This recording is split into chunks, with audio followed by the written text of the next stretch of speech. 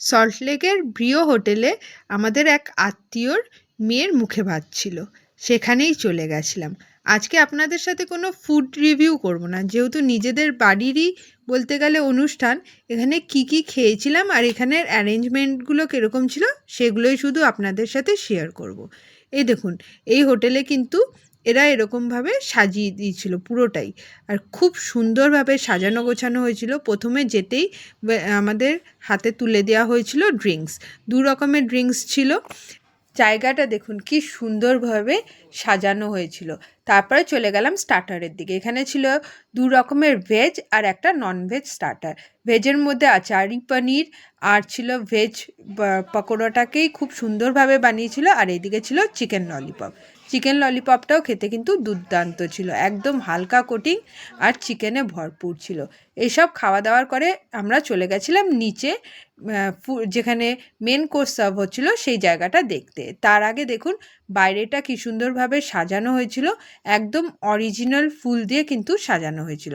এখানে অনেক রকমেরই খাবার ছিল, ভেজ ননভেজ।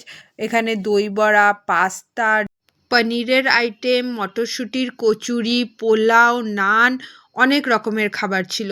চলুন এক এক করে এবার আপনাদের সাথে শেয়ার করি যে আমি এখান থেকে কি কি খেয়েছিলাম। প্রথমেই তো এখানে স্যালাডের অনেক রকম ভ্যারাইটি ছিল, আর সবথেকে যেটা প্রিয় ছিল আমার এখানে মিষ্টির সেকশনটা। এখানে বেক রসগোল্লা আর তার সাথে গাজরের হালুয়া, চাটনি, পাঁপড়, এগুলোই সব সার্ভ করা হয়েছিল। এবার চলুন দেখি মেন কোর্সে আমরা কি কি নিয়ে নিয়েছিলাম। বেক রসগোল্লাটা দেখছেন একদম গরম গরম সার্ভ করছিল। এখানে প্রথমে আমি মটরশুঁটি, কচুরি, দই বড়া, পাস্তা আর কিছু স্যালাড নিয়ে বসে পড়েছিলাম। দই বড়াটা খেতে অপূর্ব ছিল, আর ছোলার ডালটা যেহেতু একটু ঠান্ডা হয়ে গেছিলো অতটা ভাল লাগছিল না, কিন্তু মটরশুঁটির কচুরিটা কিন্তু খেতে বেশ ভালো ছিল। আর পাস্তা যেরকম নর্মাল হয় হোয়াইট সস পাস্তা, সেটাই সার্ভ করেছিল। এরই মাঝে বলে নিই, আপনাদের যদি আমার ভিডিওগুলো ভাল লাগে প্লিজ আমার চ্যানেলটাকে সাবস্ক্রাইব করবেন, লাইক করবেন আর শেয়ার করবেন।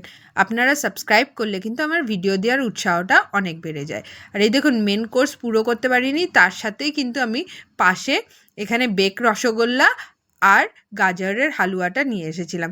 এত টেস্টি লাগছিল এটা, মানে এটা না নিয়ে আমি পারছিলাম না। এরপর চলে এলো ননভেজে। ননভেজে নিয়েছিলাম ফিশ ফ্রাই। দেখুন ফিশ ফ্রাইটা একদম মাছে ঠাসা। আর এখানে দেখুন একটা ভেজ কাবাব ছিল, সেটাও নিয়ে নিয়েছিলাম। আর এখানের মেন আকর্ষণ পোলাও আর মাটনগুলো কিন্তু দুর্দান্ত সেদ্ধ হয়েছিল, একদম দু আঙুল দিয়ে ছিঁড়ে নেওয়া যাচ্ছিল।